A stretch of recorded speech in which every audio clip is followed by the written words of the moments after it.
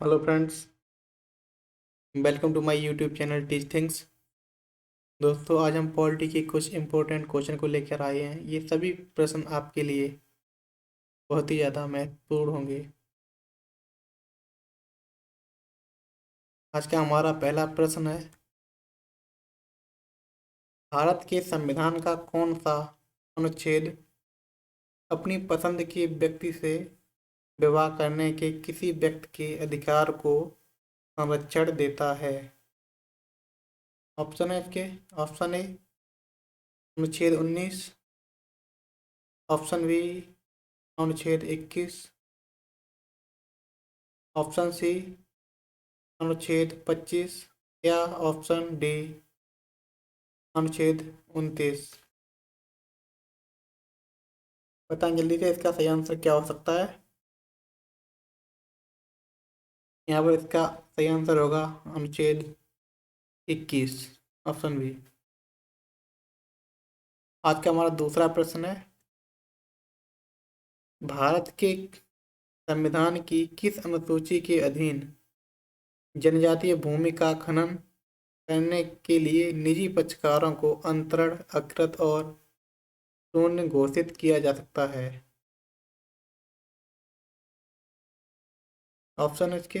Option A तीसरी अनुसूची, option B पांचवी अनुसूची, ऑप्शन सी नौवीं अनुसूची या ऑप्शन डी 12वीं अनुसूची। यहाँ पर इसका सही आंसर हो जाएगा ऑप्शन बी 5वीं अनुसूची।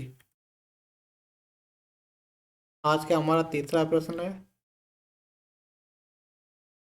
निम्नलिखित में से किस एक का यह सुझाव था कि राज्यपाल को उस राज्य के बाहर का एक प्रतिष्ठित व्यक्ति होना चाहिए और उसे एक ऐसा तटस्थ व्यक्ति होना चाहिए जिसके गहन राजनीतिक जुड़ाव न हो या उसने हाल ही के पिछले वर्षों में राजनीति में भाग नहीं लिया हो?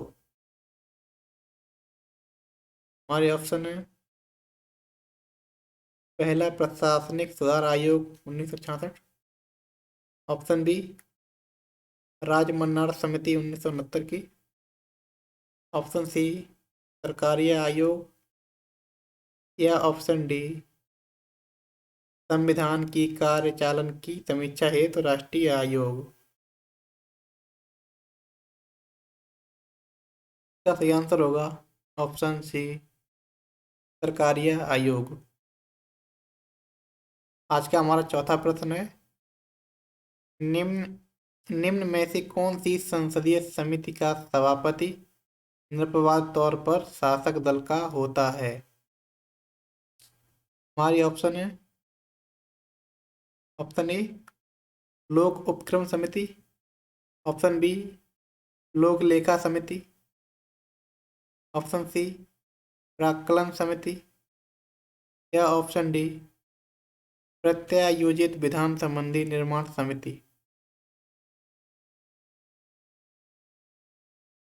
इसका सही आंसर हो जाएगा ऑप्शन सी प्राक्कलन समिति। आज का हमारा पांचवा क्वेश्चन है, सांसदों को प्राप्त निम्नलिखित में से कौन सा उपाय है जो विधिवत निर्धारित नहीं है? हमारे ऑप्शन है, ऑप्शन ए प्रश्नकाल, ऑप्शन बी शून्यकाल, ऑप्शन सी आधे घंटे की बहस या ऑप्शन डी अल्पकालीन बहस। यहाँ पर इसका सही आंसर हो जाएगा ऑप्शन बी शून्यकाल। आज का हमारा छठवां प्रश्न है, निम्न में से कौन सी समिति केवल निचले सदन की है? ऑप्शन ए आश्वासन समिति, ऑप्शन बी प्रत्यायोजित विधान संबंधी समिति, ऑप्शन सी लोक उपक्रम समिति या ऑप्शन डी प्राक्कलन समिति।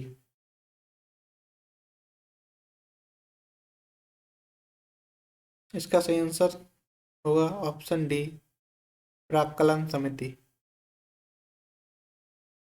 आज का हमारा 7वां प्रश्न है, निम्न में से वह कौन सा उपाय है जो लोक महत्व के मामले पर मंत्री का ध्यान खींचता है?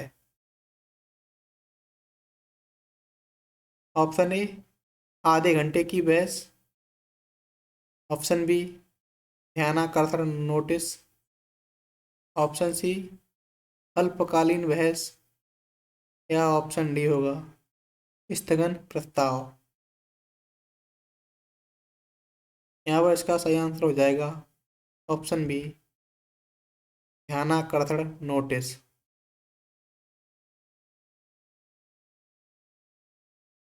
आज का हमारा 8वां प्रश्न है, केंद्रीय सतर्कता आयोग की स्थापना निम्न में से किसकी सिफारिश पर की गई थी?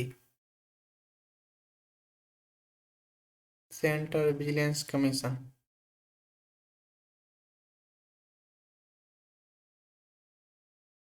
ऑप्शन ए, प्रथम प्रशासनिक सुधार आयोग। ऑप्शन बी, बोरीवाला रिपोर्ट। ऑप्शन सी, कृपलानी समिति। या ऑप्शन डी, संथानम समिति। यहाँ पर इसका सही आंसर हो जाएगा ऑप्शन डी, संथानम समिति।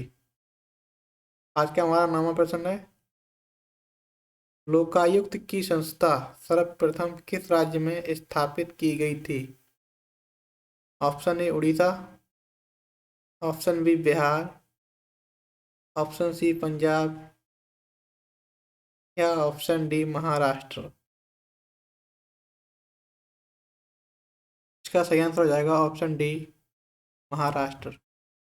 आज का हमारा 10वां प्रश्न है, शून्य काल के बारे में सही वक्तव्य में क्या शामिल होता है? पहला है, यह संसद के दोनों सदनों की प्रत्येक बैठक का पहला घंटा होता है। दूसरा, इसका उल्लेख संसद के सदस्यों की कार्य नियमों में किया गया है। तीसरा है, इस काल में तत्काल सार्वजनिक महत्व के विभिन्न मामले उठाए जाते हैं। चौथा, संसद के दोनों सदनों में यह प्रश्नकाल की तत्काल बाद आता है। पांचवा, संसदीय कार्य प्रणाली में 1964 से भारत की देन है। हमारे ऑप्शन है, ऑप्शन ए 2, 3 और 4। ऑप्शन बी 3 और 4। ऑप्शन सी 1, 2 और 5 सही है। या ऑप्शन डी 2, 3 और 5। यहाँ पर इसका सही आंसर हो जाएगा ऑप्शन बी, 3 और 4 सही है। इस काल में तत्काल सार्वजनिक महत्व के विभिन्न मामले उठाए जाते हैं। संसद के दोनों सदनों में यह प्रश्नकाल की तत्काल बाद आता है। आज का हमारा 11वां प्रश्न है, ध्यानाकर्षण प्रस्ताव संबंधी सही वक्तव्य कौन से हैं? पहला वक्तव्य है, अति आवश्यक सार्वजनिक महत्व के मामले में मंत्री का ध्यान आकर्षित करने की युक्ति है। दूसरा है, इसका उद्देश्य मंत्री से आधिकारिक वक्तव्य प्राप्त करना है। तीसरा, इसमें सरकार की निंदा नहीं होती है। चौथा, 1952 से संसदीय कार्य प्रणाली में भारत की देन है। पांचवा है, इसका उल्लेख प्रक्रिया और कार्य संचालन नियमों में नहीं है। हमारे ऑप्शन है, ऑप्शन ए 1, 2, 3 और 4 सही है। ऑप्शन बी 4 और 5 सही है। ऑप्शन सी 1, 2, 3 और 5 सही है। या ऑप्शन डी 1, 2 और 3 सही है। यहाँ पर इसका सही आंसर हो जाएगा ऑप्शन नंबर डी, 1, 2 और 3 सही है।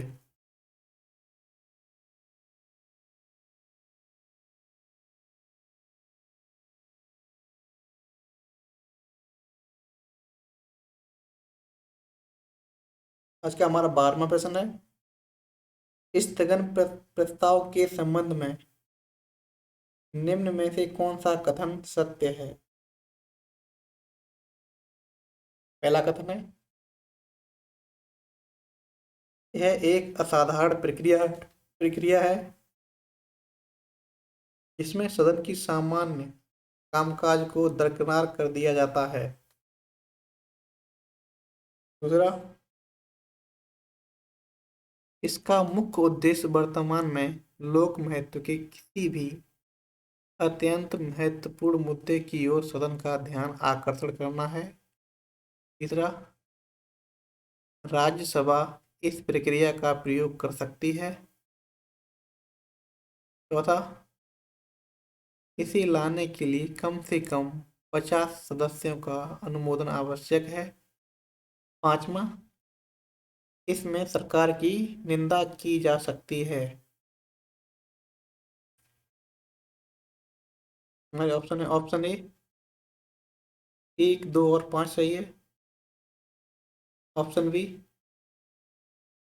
2, 3 और 5 सही है। ऑप्शन सी 2, 3 और 4 सही है।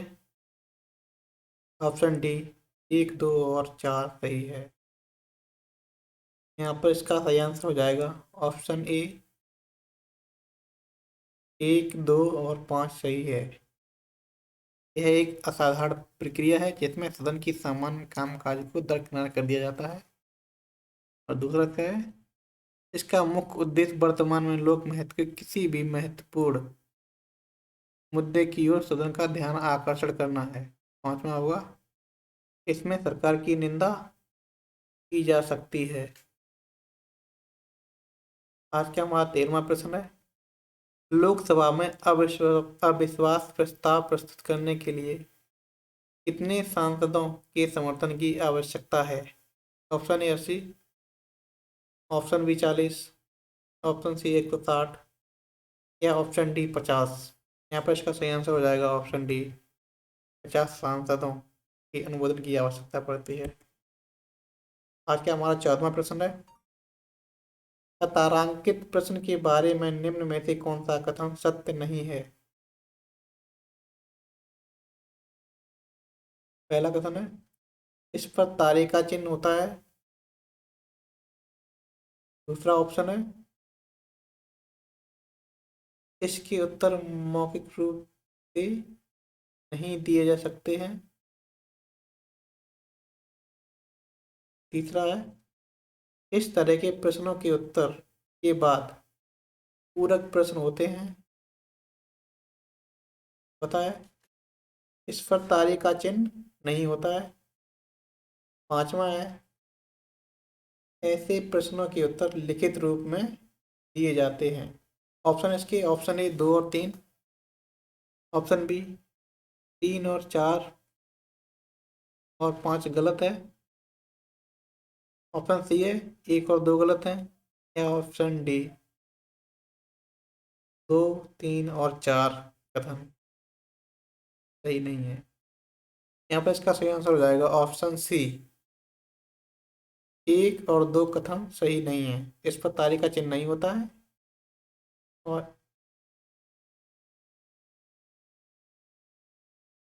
उनके उत्तर मौखिक रूप से नहीं दिए जा सकते हैं। ये दोनों कथन असत्य हैं। आज क्या हमारा आखिरी 15वां प्रश्न है, अखिल भारतीय सेवाओं का जनक निम्न में से किसे माना जाता है? ऑप्शन ए लॉर्ड मैकाले को, ऑप्शन बी लॉर्ड कॉर्नवालिस को, option C doctor Bhimrao Ambedkar को या ऑप्शन डी सरदार पटेल को।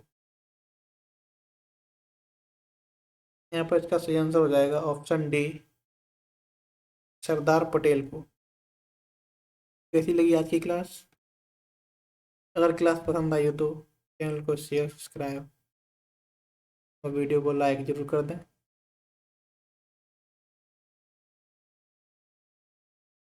फिर मिलते हैं कल इसी समय। गुड नाइट तब तक के लिए।